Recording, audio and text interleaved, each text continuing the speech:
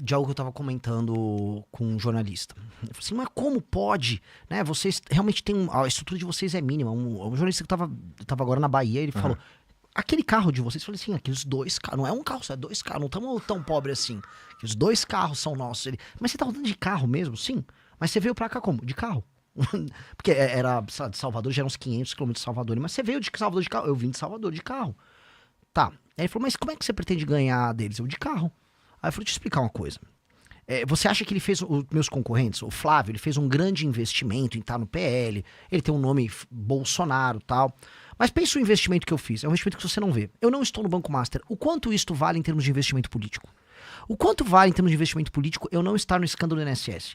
O quanto vale em termos de investimento político eu não ter me associado a vagabundo, eu não estar andando com um cara, sei lá, de milícia aqui, de comando vermelho ali, de não pegar grana com vagabundo? Isso é um investimento. Ele não aparece ser um investimento porque parece que eu simplesmente fiquei parado não fazendo coisas. Mas eu estou na política, eu estava montando um partido político e enquanto eu fiz isso, eu abdiquei de todo o lucro político, de ter grana fácil, de puxar o saco, sabe, do político certo na hora certa. Podia ter puxado o saco do Marçal em 24, todo mundo nosso crescia. Podia ter puxado o saco do Bolsonaro, podia ter puxado o saco do Nicolas, como tem uns que puxam. E aí eu ficava subindo de escadinha em escadinha. Hoje, o melhor investimento claramente é não ter puxado o saco de ninguém e não ter entrado em um escândalo. Isso é um baita do investimento. Se você olhar, eu fiz um investimento colossal em não fazer nada disso. E aí isso me coloca numa posição muito confortável. Então não é que, assim, não é sorte. Eu juro pra você tá rindo, tá rindo, coloque a câmera na cara. O Gordão falou, o Renan tá vindo com uma boa resposta de político. Que é uma bela resposta que eu dei agora. Mas é verdade. Mas então, eu entendo, e é interessante. É interessante aí tu não ter feito essas escolhas de palavras aí. Só isso, só por isso que eu tava rindo só. Porque é que assim, que é engraçado, mas pensa assim, o Kim. Se o Kim, pensa assim, o Kim fez uma escolha. Quando o Bolsonaro começou a errar no primeiro mandato dele, o Kim falou, vou criticar. Perdeu o eleitor. Quando o Bolsonaro fez todas as besteiras que ele fez na pandemia, Kim até pediu impeachment. Perdeu o eleitor. Essa perda de eleitor é um investimento. É igual você pega um capital que você tem e investe num projeto novo. Você, no início, vai ficar com menos capital disponível, mas você comprou uma tese. A tese do que é? Eu vou pra cima, não importa se é direita ou esquerda, eu tenho que manter a minha coerência. Ele fez um investimento. Esse investimento, né, entra o Lula, o Kim não entrou em orçamento secreto, que ele podia ter escolhido assim, eu vou pegar essas emendas, vou desviar as emendas igual os outros deputados fazem, transformo isso numa grana, boto um pedaço no bolso, com essa grana no bolso eu contrato uma equipe paralela de rede social pra mim. Quantos não fazem isso? Ele falou, não vou fazer. O ato de não fazer é um investimento. O ato de não entrar no esquema é um investimento. Então todas as escolhas que nós fizemos foram um investimento. E onde o investimento começa a se pagar? Pois bem, eu criei tanta credibilidade com o meu público que eu tive mais de 2.000 jovens coletando assinatura pra mim nas ruas todos os dias da semana durante 1 ano e meio. Isso já é resultado desse investimento.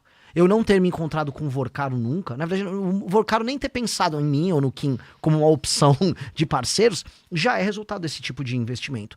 Então é uma escolha deliberada, que ela se paga. E aí ela me coloca num momento em que você tem 2 projetos completamente corrompidos, que é o do petismo e do bolsonarismo concorrendo, eu chego lá não como um azarão, mas como alguém que fez as escolhas certas nos últimos anos. Então não é azarão. Pô, eu investi em não ter relação com o Vorcaro. Eu investi muito em não ser um cara que o Joesley Batista queira comprar. Isso foi um investimento de sabe, ter um espírito muito blindado em falar, eu continuarei sendo um cara de classe média. Estruturalmente de classe média. Eu não vou mudar os meus hábitos de consumo. Tipo, Renan, você tá agora com uma roupa, eu tô com um blazer. Sim, eu comprei na Zara, sabe? Não custa, deve custar uns R$400 isso aqui. Eu continuo sendo essencialmente um cara de classe média. E quando você não muda essa estrutura e fala, minhas ambições são ambições históricas, eu quero que o meu nome seja estudado na história. Mas minhas ambições comezinhas do dia a dia, se eu quero comer um bife, quero, sabe, sei lá, tá com o celular do momento só pra ele funcionar bem, quero comprar uma guitarra legal. São ambições de classe média. Quando você mantém um espírito assim, é difícil você virar um merda. E aí isso se paga nessa disputa. Nessa disputa eu tô numa posição muito privilegiada. E tem uns caras aí que tá o tempo inteiro cada vez mais cagado no que tem a ver com o Banco Master. Eu gosto de conversar contigo sobre o Banco Master, porque me parece que tu manja do que Eu gosto do das assunto. coisas que acontecem ali, né? Bom, e tu tava me contando, cara, bom, não sei se tu, bom, você que tá assistindo aí o programa, família, eu tô com o braço quebrado. Isso significa que eu tô meio por fora das paradas. Então o Renan tava me contando aqui que teve atualização o Vorcaro quis incluir o Flávio na delação premiada dele, e isso muda completamente o jogo, né? Não sei se muda completamente, mas com certeza muda o jogo, né? Porque agora ele tá prometendo uma delação com o Flávio, que é um pré-candidato à presidência da República, né? Com Alexandre de Moraes, que é um ministro do Supremo Tribunal Federal, né? E vamos ver os outros nomes. E vamos ver os outros nomes. Tá? Lembrando que a delação hoje do Vorcaro, ela concorre com outras delações. Caro, tem a delação do Fabiano Zettel, que era um dos sócios do Vorcaro, e tem a delação do Augusto Lima, que foi uma espécie de sócio do Vorcaro, foi o cara que começou o escândalo ainda na Bahia, no Credit Sexta. O Augusto Lima se delata, ele derruba um monte de gente do PT. E muita gente da Bahia. Porra. O Fabiano Zettel vai derrubar muita gente da mídia, influência, gente religiosa. É mesmo? O Fabiano Zettel era o operador pra comprar... A gente precisa de todos eles, então. O ideal era todos. Tá. Só que assim, vamos dizer, se o Fabiano Zettel sabe quase tudo que o Vorcaro sabe, se o Zettel entrega tudo melhor do que o Vorcaro entrega, o Vorcaro perde valor e nem adianta. Aí o Vorcaro eventualmente não pega o benefício de uma delação. É uma coisa de teoria dos jogos, né? Tipo assim, todo mundo tem, né, a possibilidade de fazer a delação e ferrar o outro. E tem o pai do Vorcaro, que também foi preso. E o pai do Vorcaro, ele não quer ficar na cadeia. O pai do Vorcaro já, tipo, eu delato! O Vorcaro também já deixou claro que ele não quer ficar na cadeia. Ele quer, inclusive, voltar a ser o dono do Banco Master, cara. O Vorcaro nunca que... O Vorcaro tava na Ego Trip.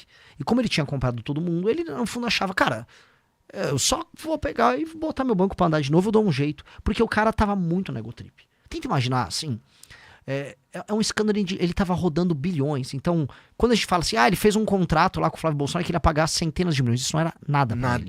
Era nada, era merreca, sabe? Só com o BRB foram bilhões. Não, na mesma época ele tava pegando, eu tava conversando ontem com o Felipe aí, que na mesma época que ele do vazamento das mensagens do Vorcaro falando pra pagar pagar, não deixar de pagar o lance do filme do Bolsonaro, o Banco Master estava recebendo aporte do Rio de Janeiro lá, na mesma época. Sim, né? da Previdência. Então a gente tá falando de chega a bilhões e o cara entrega aqui, que estava ali falando de 60 milhões de reais. Sim. Chega a bilhão. Né? Assim, o Felipe Moura Brasil, ele é um cara muito inteligente e ele tem uma memória prodigiosa e ele, por ser inteligente, ele consegue juntar pontos. O fato de o Flávio Bolsonaro ser um dos donos do governo carioca desde que o Cláudio Castro entrou. Ele é um fiador ali. Ter indicações na máquina do governo Cláudio Castro. Ser próximo do Vorcaro e o Vorcaro claramente dever favores a ele.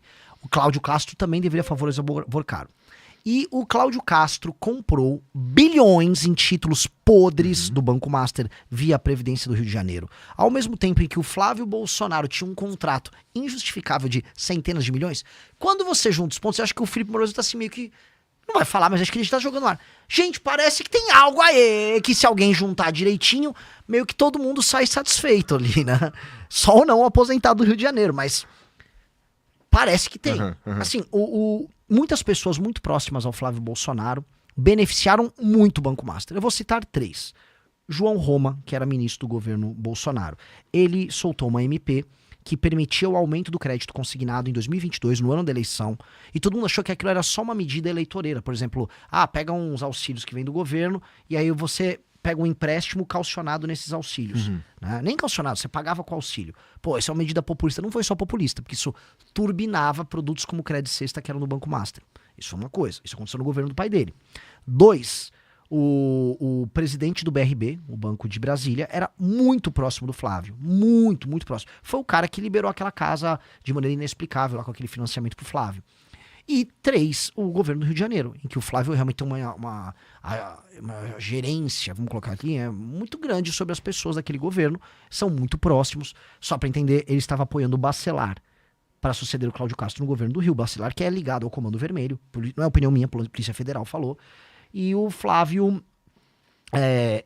estava apoiando o Cláudio Castro concorrendo ao Senado, tinha indicações no governo do Cláudio Castro, e esse governo do Cláudio Castro comprou bilhões. Assim, é um fato, na minha opinião. O governo do Collor comprou, a Previdência do Rio de Janeiro comprou bilhões em títulos podres do Banco Master e enfiou nos velhinhos lá da aposentado do Rio.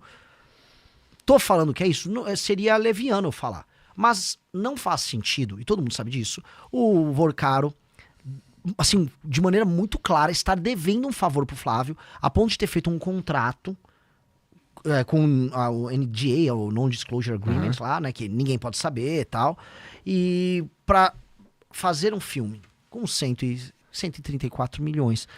Cara, né, você conhece um pouco do audiovisual. Aquele filme não é um filme só na parte do Vorcaro de 134 milhões. Óbvio que não era pra isso. É óbvio que não era. Era pra quê?